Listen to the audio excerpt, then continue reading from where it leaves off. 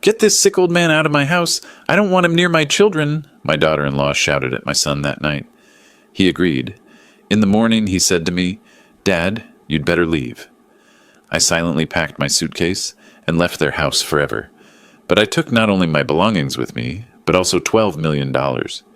Before we continue, please subscribe to the channel and write in the comments what time it is where you are now. The diagnosis folder sat on the passenger seat, manila and mundane, like it held car insurance paperwork instead of a ticking clock. I kept one hand on the steering wheel, the other drumming against my thigh as I merged onto the crosstown. Moderate heart failure. The doctor's words played on repeat. 15 to 20 years with proper management. Not a death sentence. A manageable condition. I'd expected worse, honestly. 63 years of stakes and stress. Building a business from nothing. Selling it 5 years back. I should have been grateful. But driving toward my son's house in South Tampa, the house I'd helped to purchase with $50,000 they thought was a gift, gratitude felt premature. The real test started tonight. 3 years I'd lived with my son Michael and his wife Jennifer. 3 years of playing the downsized retiree, the father who'd cashed out and simplified his life. Every month I handed Michael $3,000 in cash, my contribution to household expenses. They accepted it like rent from a tenant, which I suppose I was. I pulled into the driveway beside Jennifer's white SUV. The house looked perfect in the fading March light, all craftsman charm and expensive landscaping. My $50,000 had made this possible, though they'd never know the full scope of what I could have done for them. What I still could do, if they proved worthy of it. Inside, my granddaughter Olivia, 8 years old with her mother's sharp eyes, was setting the table. My grandson Lucas, 6, crashed toy cars across the living room floor. "Grandpa!" Lucas launched himself at my legs. I caught him, feeling the familiar ache in my lower back. "Easy there, demolition derby." I ruffled his hair.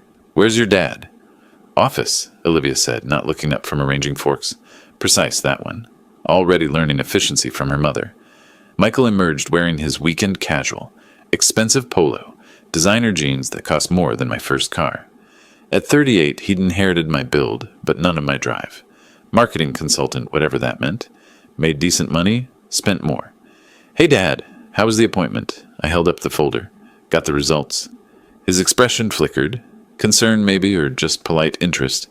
Hard to tell lately. "Let's talk after dinner," I said.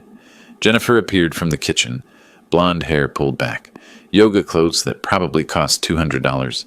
At 36, she maintained herself with the dedication of someone afraid of aging. She glanced at the folder, then at me, then away. "Dinner's ready," she announced. "Kids, wash your hands." We sat. Grilled chicken, roasted vegetables, quinoa. Jennifer's cooking was competent and joyless. Every meal calibrated for health and aesthetics.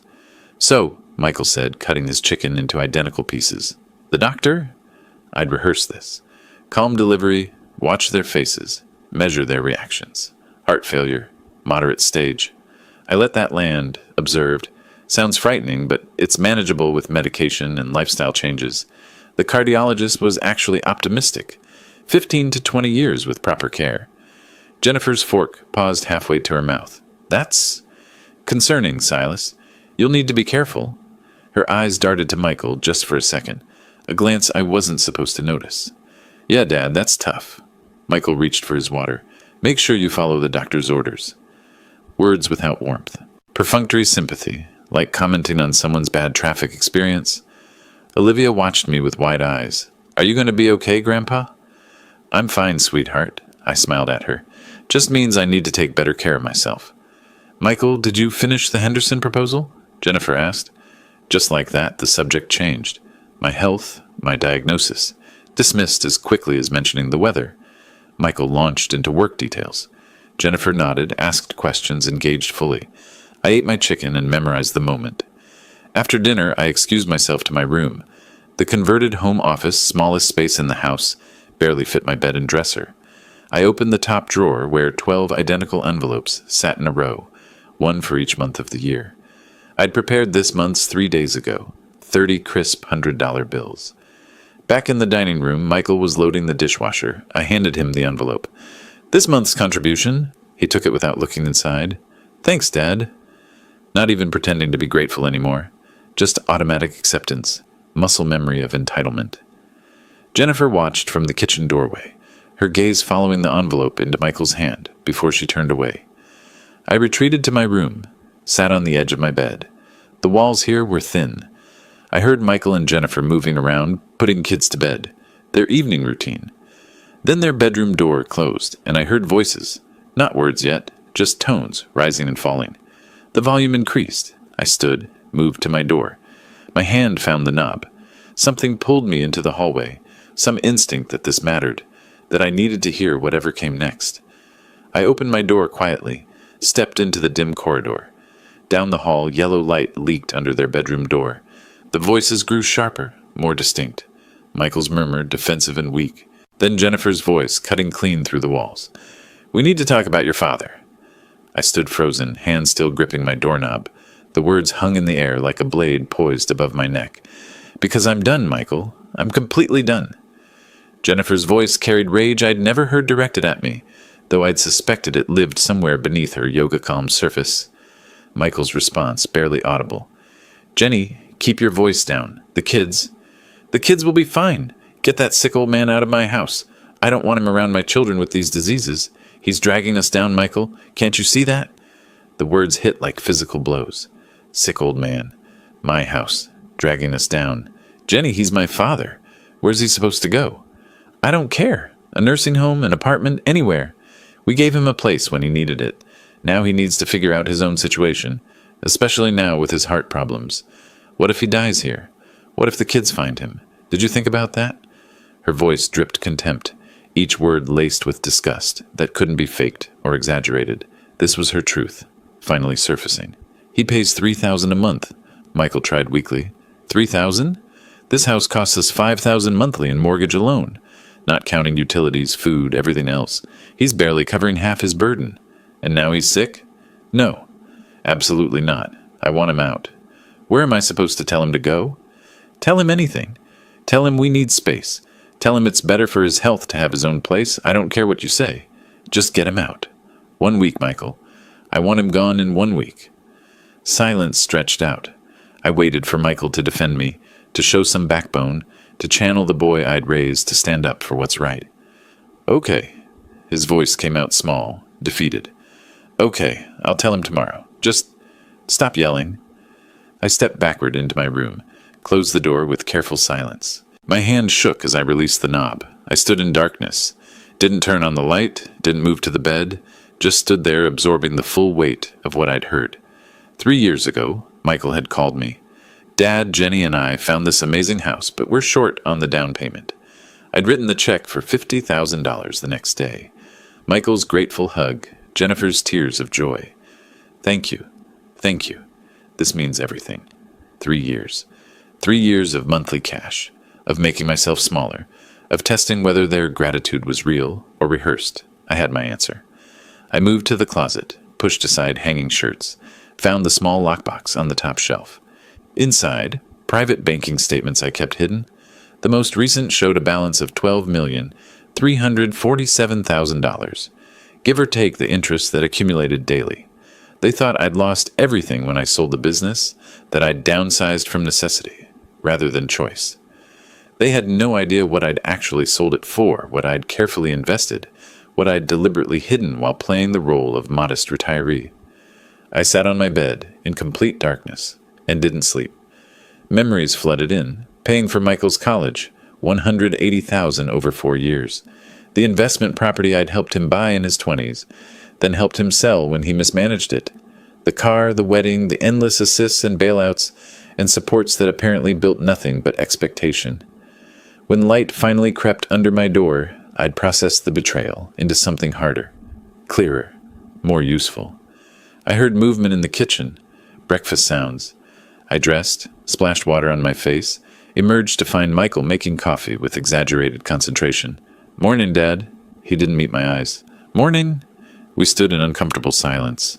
Jennifer swept through, grabbed her phone, disappeared again. The kids were still asleep. Michael cleared his throat.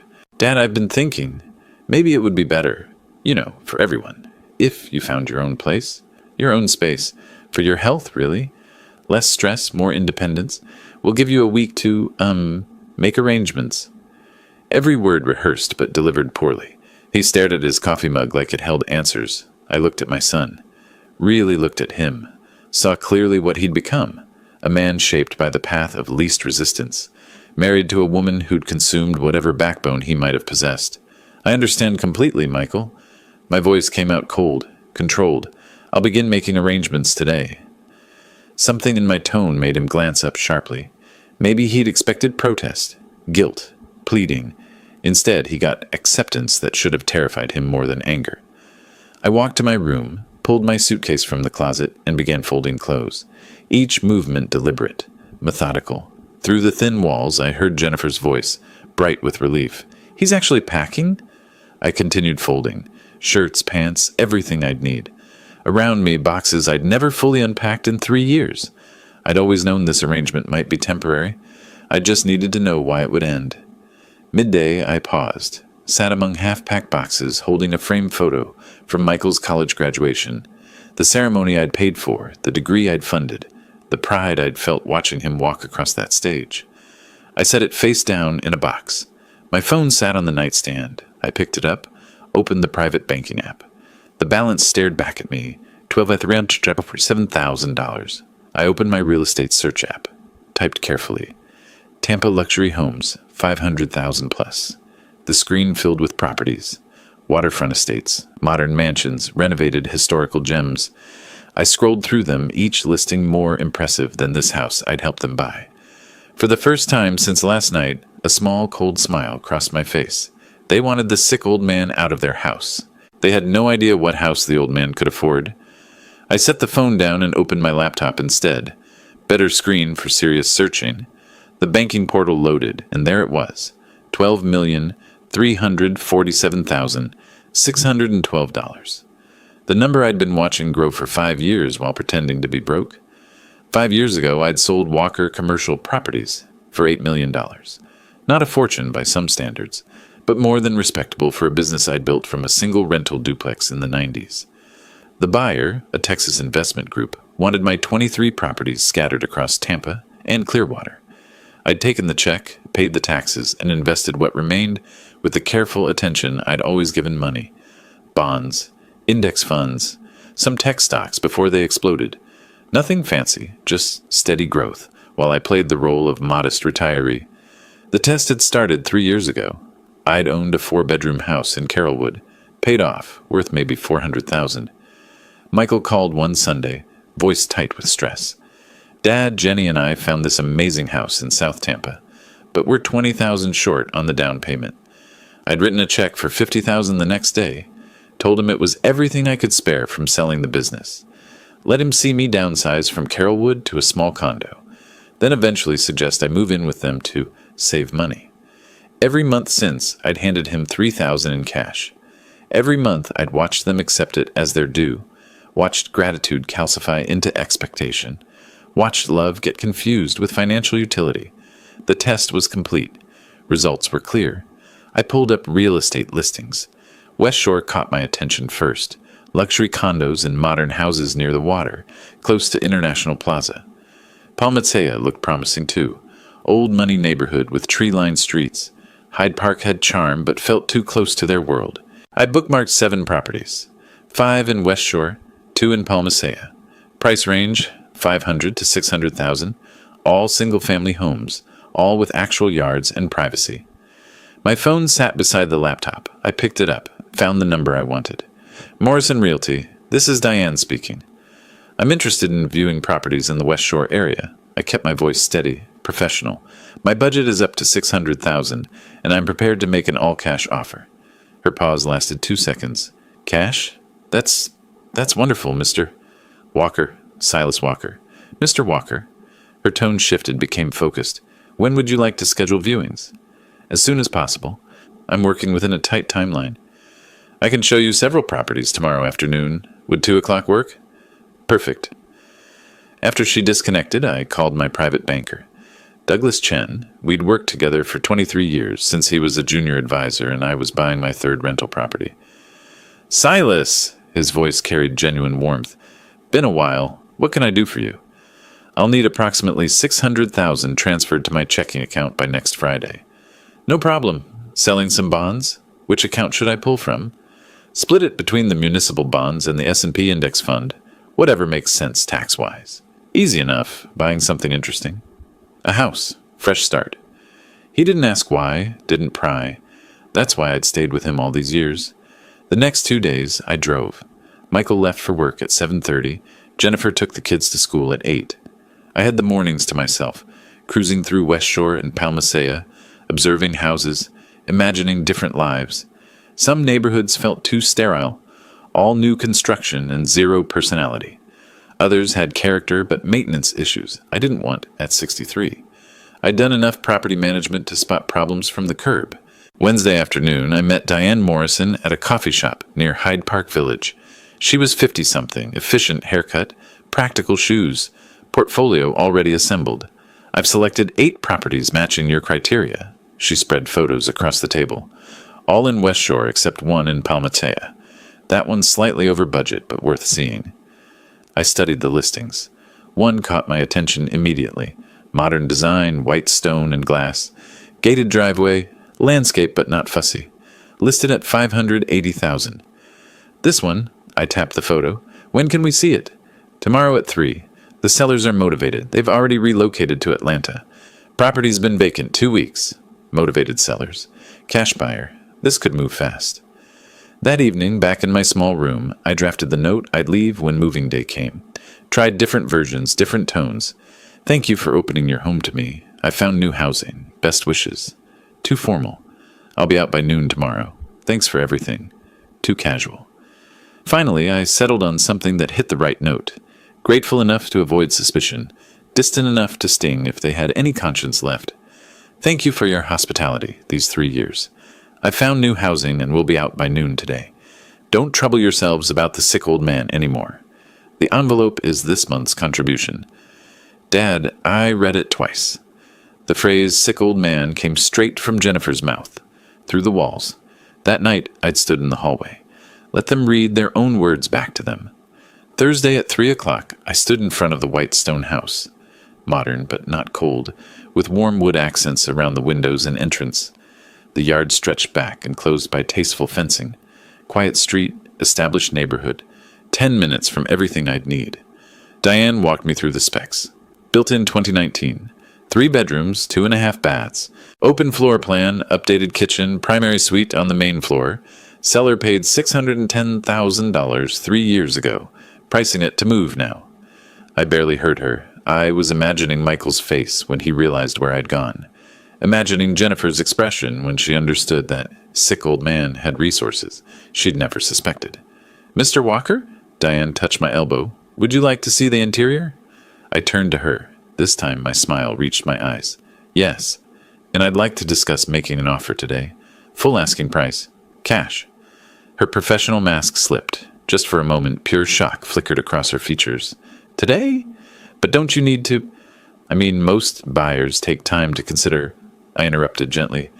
I'm not most buyers. Let's go inside.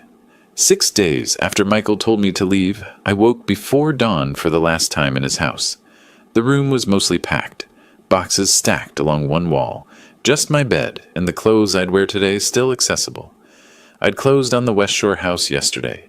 5 days from offer to keys. Record time, Diane said. But that's what happens when you pay cash and the seller's desperate to finalize their Atlanta move. The movers would arrive at 8. I picked up the note from my nightstand, read it one final time. Thank you for your hospitality these 3 years. I found new housing and will be out by noon today. Don't trouble yourselves about the sick old man anymore. The envelope is this month's contribution. Dad, sick, old man. Jennifer's exact words, carefully preserved. I walked to the kitchen in darkness, placed the note on the table where they'd find it, at breakfast. Beside it, I set this month's envelope, $3,000 in crisp hundreds, my final contribution. The irony felt appropriate. Michael left for work at 7:20, earlier than usual. Trying to avoid me, probably. Jennifer took the kids to school at 8. I watched from my window as her white SUV backed out of the driveway I'd helped purchase. The moving truck arrived exactly at 8. 2 guys, professional crew, handled everything efficiently. I'd lived light here, never fully unpacking. Made today simple. This is a nice place you're moving to, sir, the crew leader said, consulting his clipboard. Upgrading? You could say that. I kept my voice neutral. Fresh start. They loaded boxes while I did a final walkthrough. Michael and Jennifer's bedroom, where I'd stood in the hallway that night, listening to my fate being decided. The kids' rooms, toys scattered across floors, the childhood I'd miss watching unfold. The dining room where I'd revealed my diagnosis to faces that couldn't hide their inconvenience. I felt nothing. No sentimentality. No regret. Just quiet satisfaction that the test was complete, and I had my answer. In the kitchen, I saw the envelope and note, positioned perfectly. One last check of the drawers. Nothing forgotten. I walked out the front door, locked it behind me with the key they'd given me 3 years ago, and dropped the key in the mailbox. The drive to West Shore took 17 minutes. I followed the moving truck, deliberately taking Dale Mabry instead of the highway, passing through neighborhoods that reminded me why I'd chosen Tampa 40 years ago. Trees, water, possibilities. The house looked even better in morning light. White stone gleaming, glass windows reflecting sky, the gate responding to my new remote. My gate, my driveway, my house. The movers worked fast. I directed traffic. Master bedroom, home office, guest room. Within 2 hours, they'd unloaded everything. I tipped them $500 cash. Saw their eyebrows rise, but kept their professionalism intact. Appreciate the efficiency, I said. Enjoy your new place, sir? After they left, I stood in my new living room. High ceilings, natural light flooding through those glass windows. Space to breathe. My furniture looked small in here, but I'd acquire more. Time for that.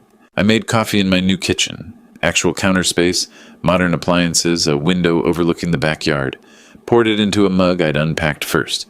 Walked to what I was already thinking of as my office. Real office. Desk. Proper lighting. Bookshelves waiting to be filled. Not a corner of a converted bedroom where I'd kept my secrets, hidden behind winter coats. My phone buzzed around 4 o'clock. Text from Michael. Got your note? Hope you're settled okay. Take care of yourself. 9 words. Perfunctory care. Obligation fulfilled. I stared at the message, remembered the boy who'd once made me Father's Day cards in crayon, who'd cried when I taught him to ride a bike, and he fell hard on his 3rd attempt. That boy was gone. Had been gone for years, probably. I just needed proof. I didn't respond to the text. The week passed in a blur of unpacking, organizing, learning my new neighborhood.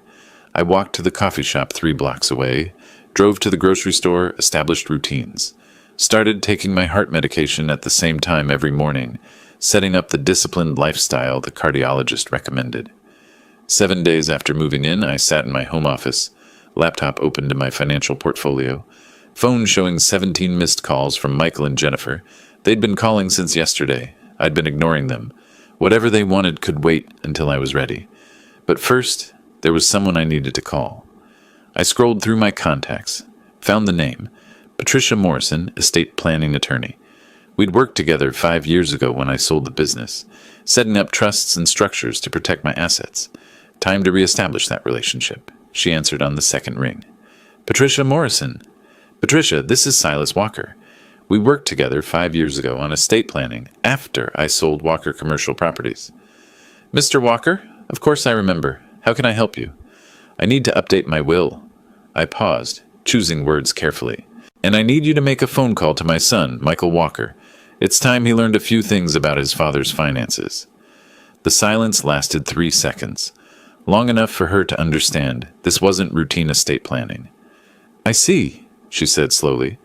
When would you like to meet? Tomorrow morning, 10 o'clock, your office. I'll clear my calendar. Patricia Morrison's office occupied the 15th floor of a downtown high-rise, with views of the Hillsborough River.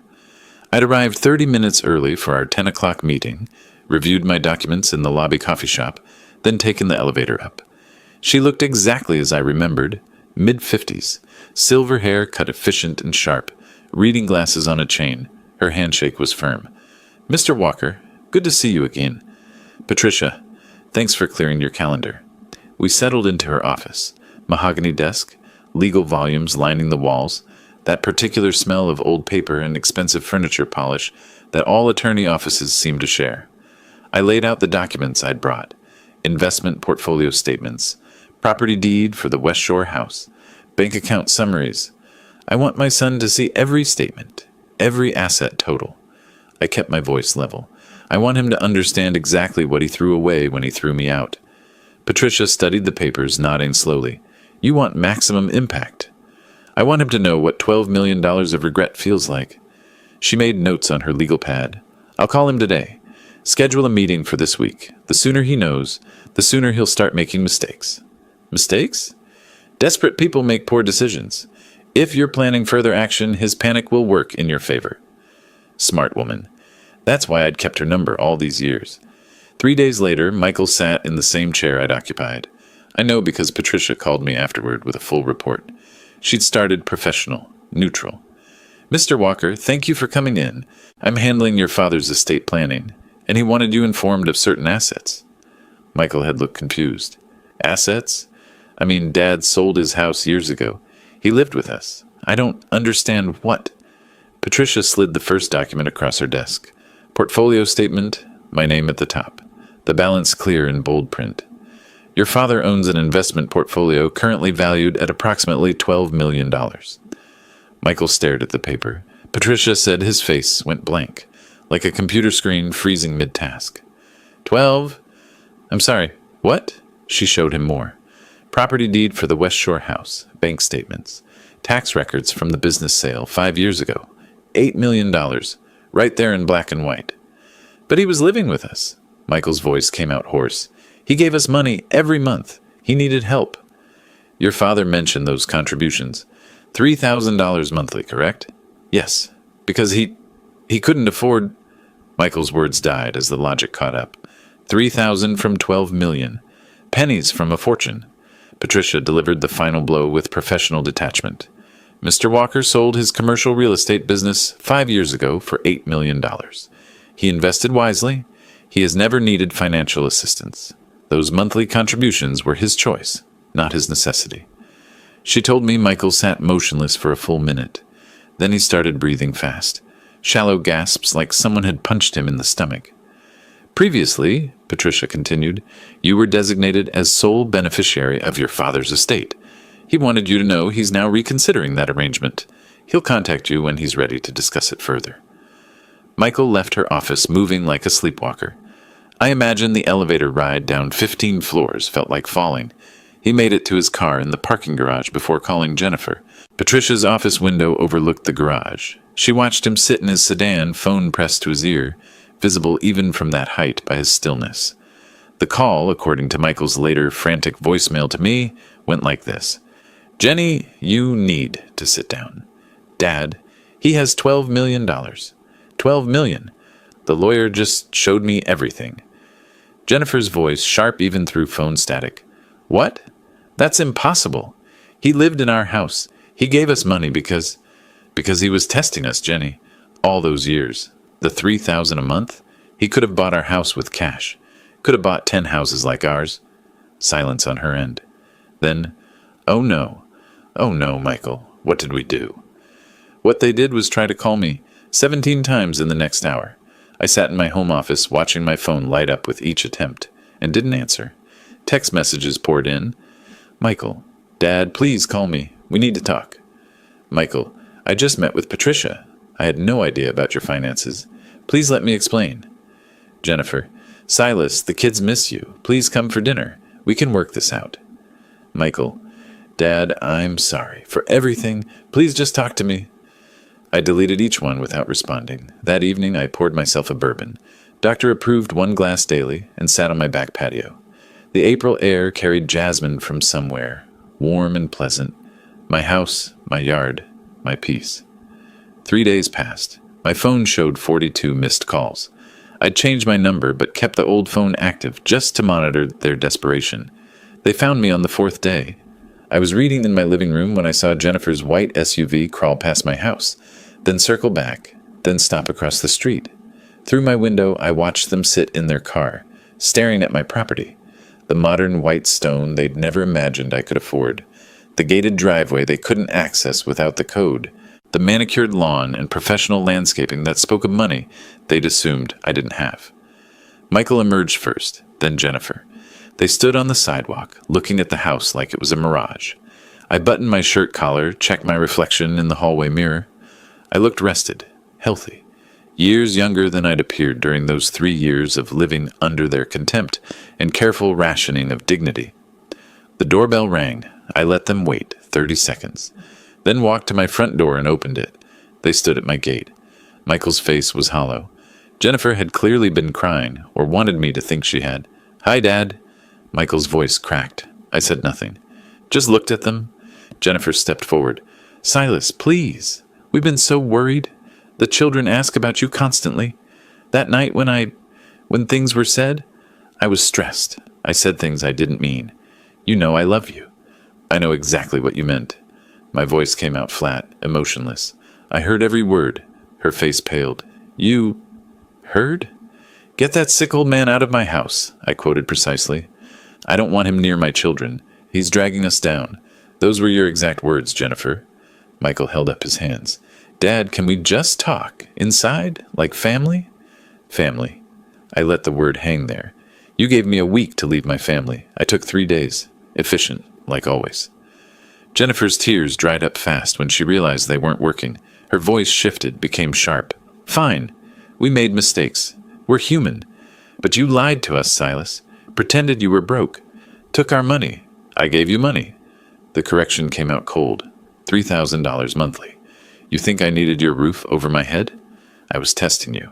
Wanted to see if you loved your father or just his wallet. Congratulations. You failed." "That's not fair." Michael stepped closer to the gate.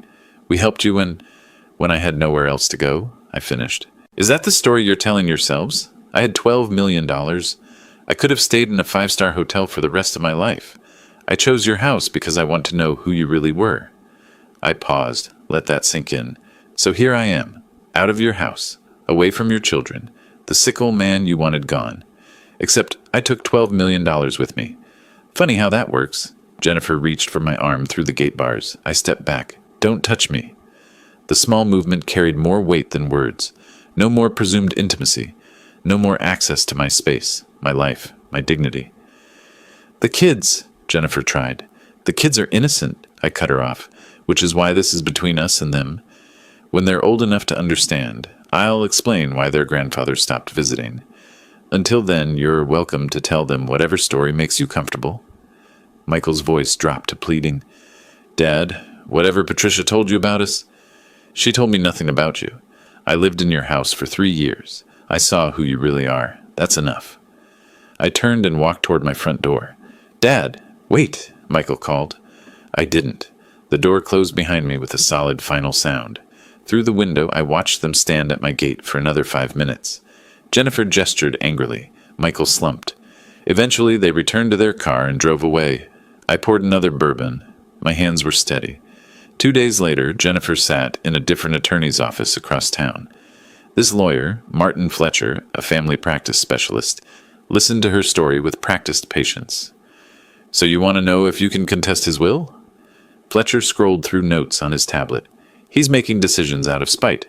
My husband is his son. He has rights to that estate." Fletcher set down his tablet. "Ma'am, in Florida, a competent adult can distribute their estate however they choose. Unless you can prove mental incompetence or undue influence, which clearly doesn't apply here, you have no grounds for challenge. But Michael is family. Blood. That should count for something. Legally it doesn't. Morally maybe. But morality doesn't win in probate court. Is your father-in-law of sound mind?" Jennifer hesitated.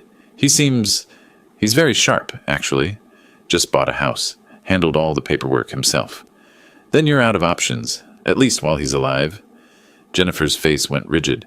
"What's that supposed to mean?" "I mean, he controls his assets while living. You can't force him to include you in his will. You can't claim elder abuse or exploitation. He moved out voluntarily, maintained his independence, clearly made his own decisions." Fletcher closed his tablet. "My advice? Try to reconcile personally. But legally, you have no leverage." The consultation cost $300. Jennifer left with less hope than she'd arrived with. At home, she and Michael spent hours researching online.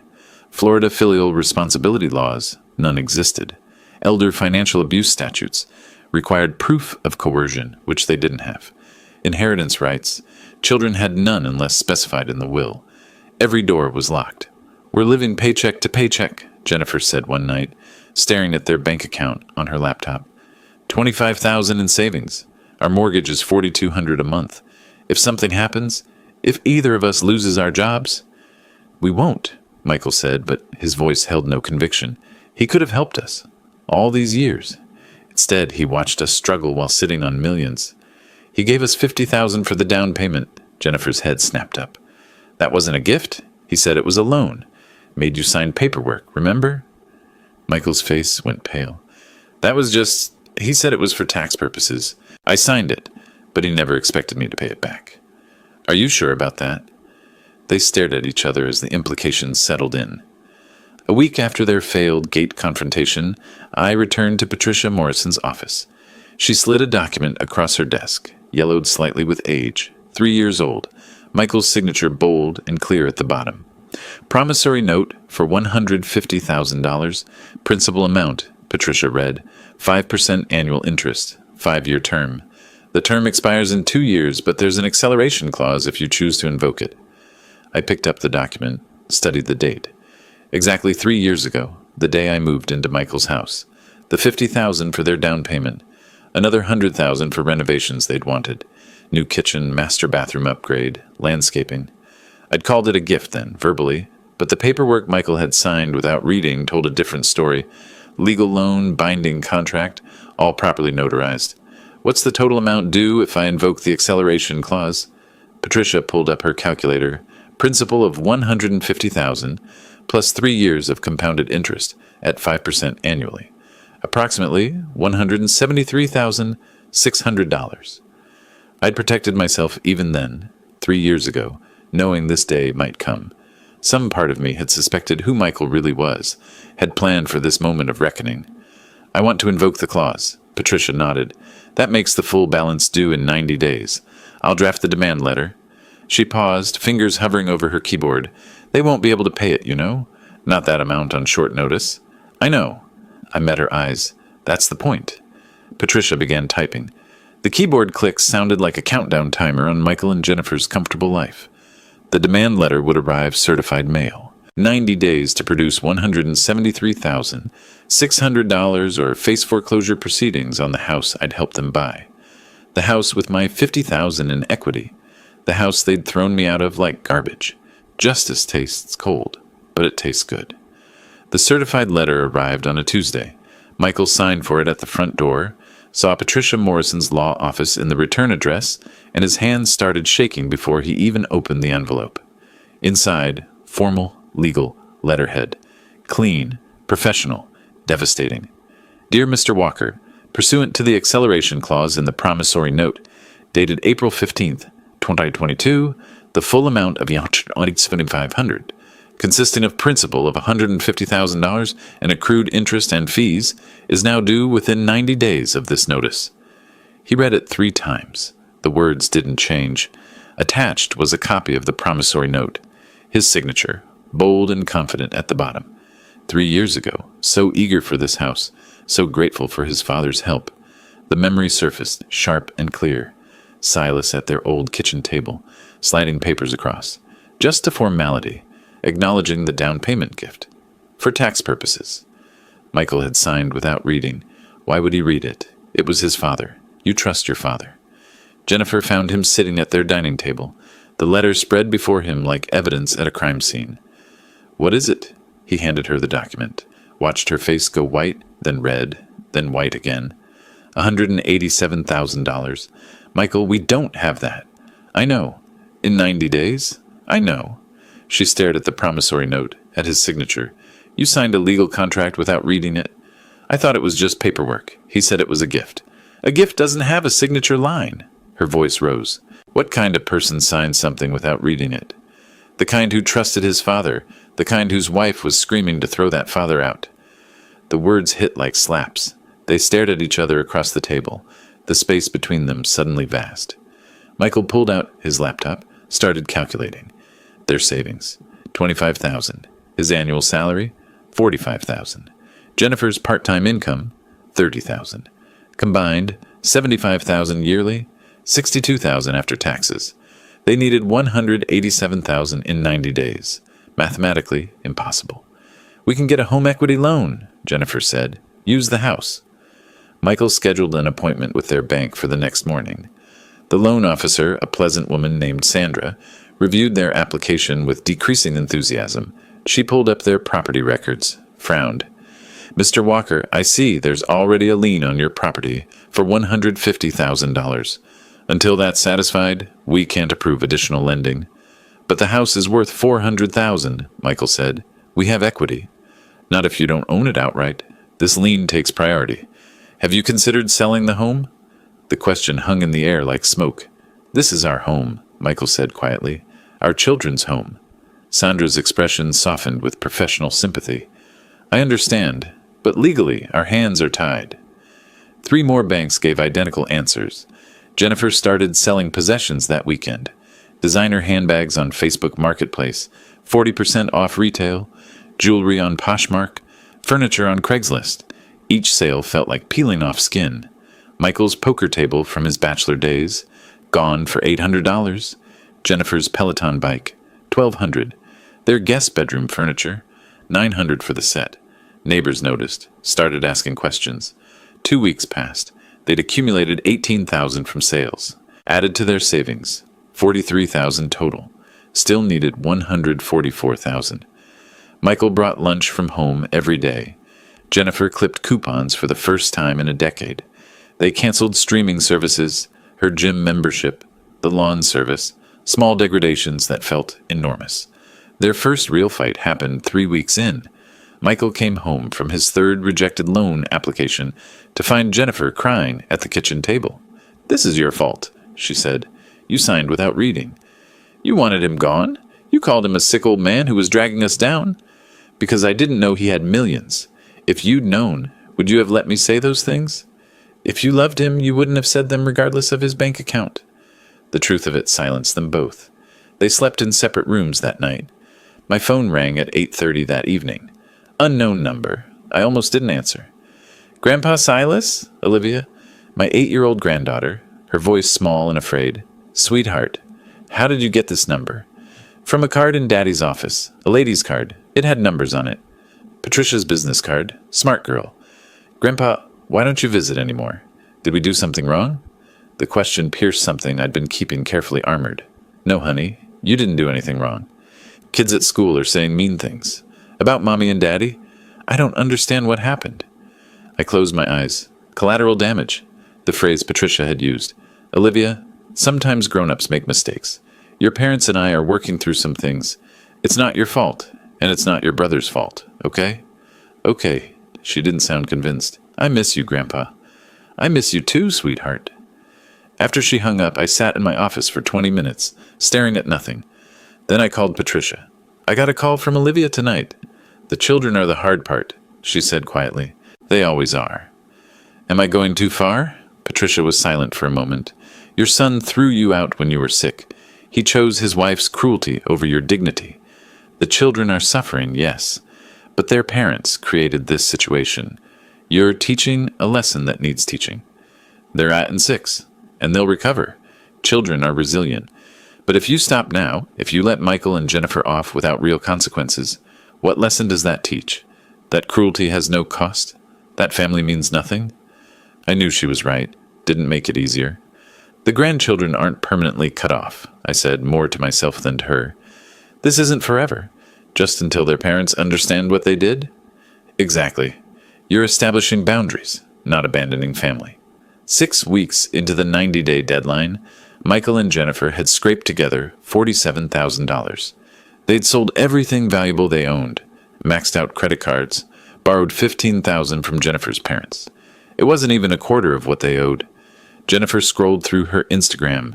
She'd lost 3,000 followers in 2 weeks. Her last post, a carefully filtered photo of flowers with a vague caption about appreciating simple things, had gotten 17 likes. Her phone buzzed. Text from Melissa, her former book club friend. Just heard the story about your father-in-law. Is it true he's a millionaire and you kicked him out? Jennifer didn't respond. Across town, I received my own text from Patricia. The story is circulating. Your instructions were followed precisely. I typed back. Good. Let them feel what public judgment looks like. Then I added, begin phase 3.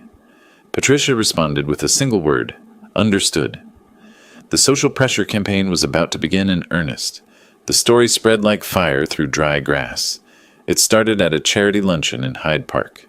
Someone in Patricia's network, carefully instructed, mentioned it casually. How Jennifer Walker had kicked out her sick, 70-something father-in-law. How he turned out to be worth $12 million. How they'd taken his money for years, then thrown him out when he became inconvenient. The story had everything: cruelty, irony, poetic justice. By the end of lunch, 20 women knew. By the end of the week, everyone in South Tampa's social circle had heard some version. Jennifer's Instagram hemorrhaged followers. 15,000 down to 8,500 in 10 days. Comments on her old posts turned vicious. How's your father-in-law doing? Karma is real. Some people don't deserve nice things. She posted a vague apology. We're going through difficult family matters. Please respect our privacy during this time. It made everything worse. Someone screenshotted it, posted to a local mom group with the caption, "Now she cares about family."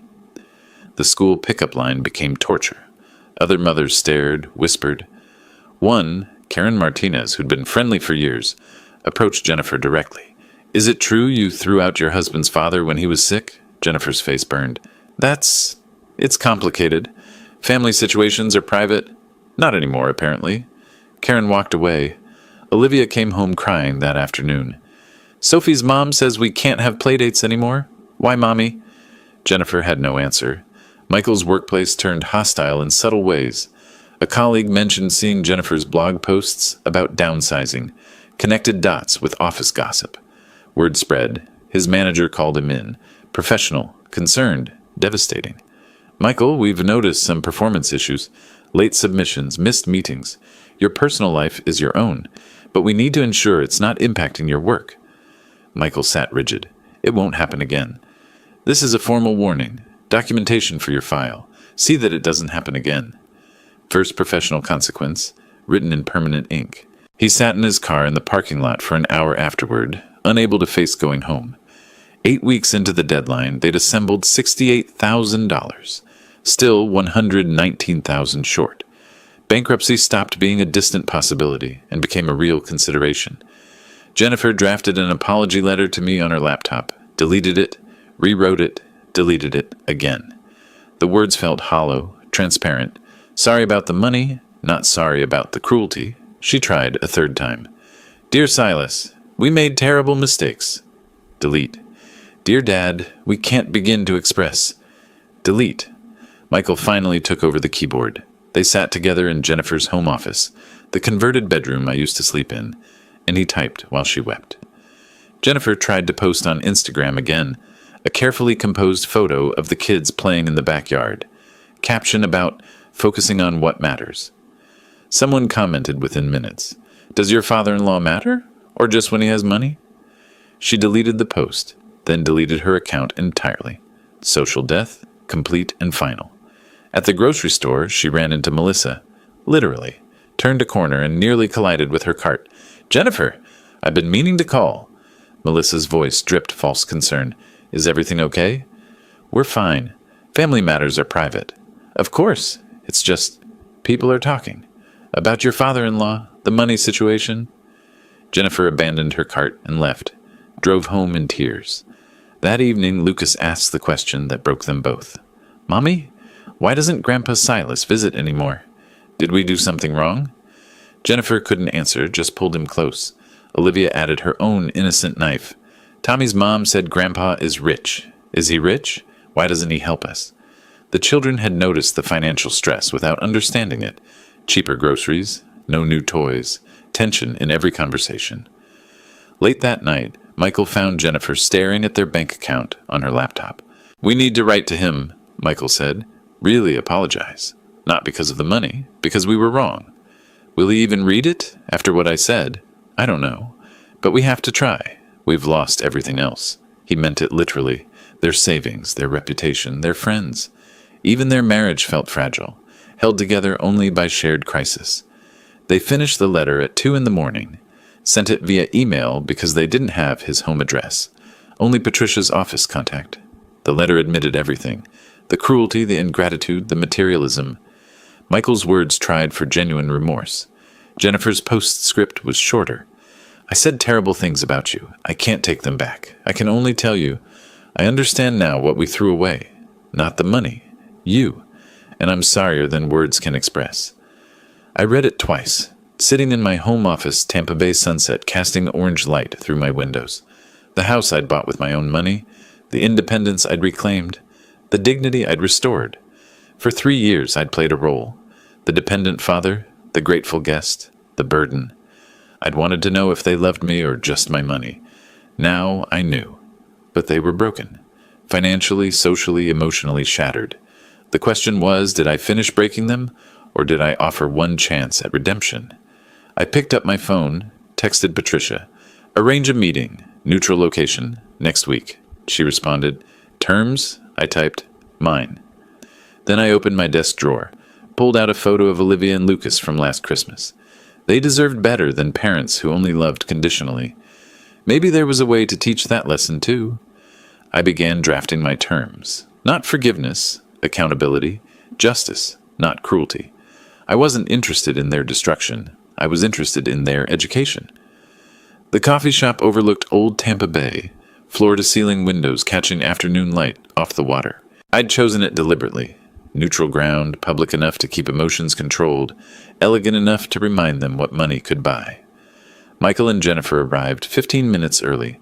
I watched from my car as they took a table by the windows, ordered nothing, sat rigid and waiting. When I walked in at exactly 3 o'clock, they barely recognized me. I'd gained back the weight I'd lost living under their roof. My clothes fit properly. Tailored slacks, button-down shirt, expensive but understated. No more grateful guest posture, no more careful movements designed to take up minimal space. I looked successful, healthy, confident. Everything the sick old man wasn't supposed to be. I ordered coffee at the counter, paid, carried it to their table with steady hands. Dad? Michael's voice cracked on the single syllable. I sat down, said nothing. Let them feel the silence. Michael started first. I don't have words that can fix what I've done. You raised me, sacrificed for me, paid for everything I ever needed. And when you got sick, when you actually needed support, I threw you away like you were nothing. He stopped, swallowed hard. I failed you. I failed as a son. I'm sorry. Simple. Direct. No excuses about stress or misunderstandings. Jennifer followed, tears already streaming. Silas, I said terrible things. I called you. I said you were dragging us down. Wanted you out of my house, away from my children. But you weren't dragging us down. We were. We're selfish, ungrateful people who didn't deserve you. I sipped my coffee, let the silence stretch again. Then I asked the question I'd been planning for weeks. Let me ask you something, and I want complete honesty. Are you apologizing because I'm a millionaire, or because what you did was wrong? The silence felt solid enough to touch. Jennifer broke first, fresh tears cutting tracks down her face. Both. I wish I could say it's only the second, but I'd be lying. Losing the money made us realize what we lost in you. That makes us horrible people, doesn't it? The honesty surprised me. Brutal self-awareness forced by desperation, maybe, but honest nonetheless. I pulled a folder from my bag, laid it on the table. Inside, printouts. The promissory note with Michael's signature, their desperate text messages, screenshots of Jennifer's Instagram collapse. You've collected $90,000 in 10 weeks, I said. Patricia keeps me informed. Sold your jewelry, your furniture, maxed out credit cards, borrowed from Jennifer's parents. Michael nodded, couldn't meet my eyes. You've lived with debt collectors calling, neighbors judging, friends abandoning you. You've experienced a fraction of what you were willing to do to me. Throw me out sick, penniless, alone. Now you know how it feels. We do, Jennifer whispered. We really do. I slid a typed document across the table. These are my terms. Non-negotiable. Take them or face bankruptcy. They leaned forward, reading together. 1. You keep the $90,000 you've collected and pay it to me. Consider it tuition for the lesson you've learned. 2.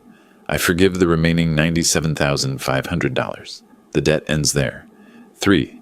You attend mandatory family therapy, weekly, for at least 6 months. 4. My will stays changed. The bulk of my estate goes to charity and a trust fund for Olivia. and Lucas. You receive $100,000 total after my death, not $100,000 each, $100,000 combined. 5. You publicly acknowledge your mistakes to our extended family. No social media, no public spectacle. Just honesty with the people who matter. Michael read it twice. And if we refuse, I pursue the full debt through court. You lose the house, declare bankruptcy, start over with nothing. Your choice. 48 hours to decide. Jennifer reached across the table toward my hand. I let her touch it for a moment, then gently withdrew. Boundaries, not cruelty. Can I ask you something? Michael's voice was small. Will you ever forgive us? Really forgive us? I considered this. I'm giving you something you didn't give me. A choice. Accept these terms. Rebuild your lives with what you have left. Learn from this. That's more than you offered me. Before I stood to leave, I asked to see photos of Olivia and Lucas on their phones. They scrambled to show me. Recent pictures, the kids growing, changing, living their lives while I'd been absent. Something tightened my chest, loosened slightly. They deserve better than parents who only value money, I said. Think about that. 2 days later, my phone rang. Michael, we accept your terms, all of them. Something released in my chest. Not quite relief, not quite satisfaction. Something quieter. The paperwork will be ready tomorrow. Patricia will handle everything. Silence, then, Dad, his voice cracked on the word. I know you'll never trust me again. I know I destroyed something I can never rebuild. But thank you for not destroying us completely when you could have. I looked out my window at Tampa Bay, water bright with afternoon sun. I didn't do this to destroy you, Michael. I did it to teach you. Whether you learn is up to you. I hung up. That evening, Patricia called to confirm they'd signed everything. Debt forgiveness agreement, public apology terms, family therapy commitment. It's done, she said. Justice served. I considered this. Justice served. Now comes the harder part, living with it. But when I walked through my house that night, every room I'd chosen, every piece of furniture I'd selected, every window looking out on my own property, I felt something I hadn't felt in 3 years. I felt at home. The gathering happened at my cousin Rita's house in mid-June, small and deliberate. 15 people, extended family, a few close friends who'd known us for decades. Rita had volunteered her home when I explained what needed to happen. Michael and Jennifer arrived holding hands, united in their humiliation. Rita's living room fell silent when they stood up. Michael spoke first, his voice steady but strained. 3 months ago, my father received a serious medical diagnosis. Instead of supporting him, I asked him to leave our home. My wife said cruel things. I agreed with her. We treated him like a burden when he deserved respect, gratitude, and love. He paused, looked directly at me. We were wrong. Completely, unforgivably wrong. Dad, I'm sorry. I can't undo what I did, but I'm trying to become someone who would never do it again. Jennifer's turn. Her voice shook, but she pushed through. I called Silas, a sick old man who was dragging us down. I wanted him away from my children. The truth is, he'd always supported us, helped us financially, and I repaid his generosity with contempt. She wiped her eyes. I've spent these months learning what kind of person I'd become, someone I'm ashamed of. Silas, I'm sorry. You deserved so much better from your family. The room stayed quiet. I stood slowly, felt every eye on me. I accept your apology, I said. I hope you've learned that people aren't valuable because of their bank accounts, and family isn't something you discard when it's inconvenient. Our relationship going forward will be different. There are boundaries now, but there's also possibility, if you continue to show through your actions that you've truly changed. Later, my cousin Rita pulled me aside. They needed this. They'd become insufferable, honestly. The materialism, the status obsession, maybe this will fix them. Maybe, I said. Time will tell. 3 weeks after the apology, I met Olivia and Lucas at a coffee shop near their school. Supervised visit, public location, structured. My terms. They were nervous at first, unsure how to act around me. Then Lucas, my 6-year-old grandson, asked the question that mattered. Grandpa, are we allowed to love you again? The words hit harder than I expected. I knelt down to his eye level. You never stopped being allowed to love me, buddy. And I never stopped loving you. Sometimes grown-ups make mistakes and need time to fix them. Your parents are working on fixing theirs. Olivia, 8 and perceptive, studied my face. Are you still mad at them?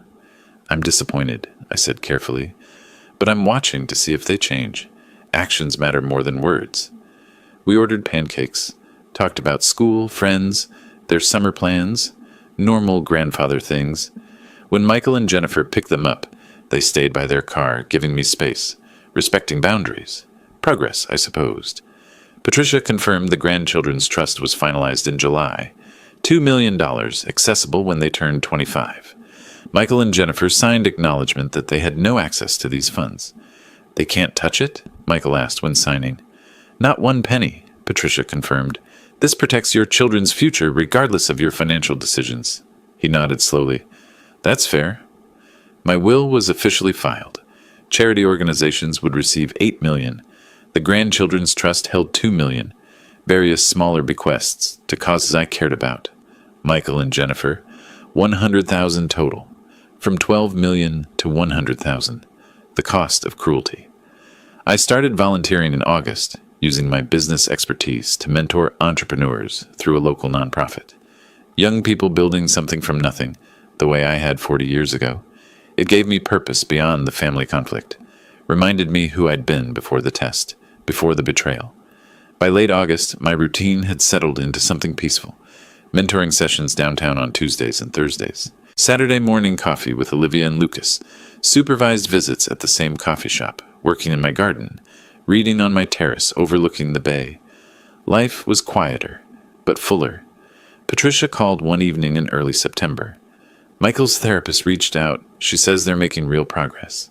Working on communication, addressing the materialism that drove their choices.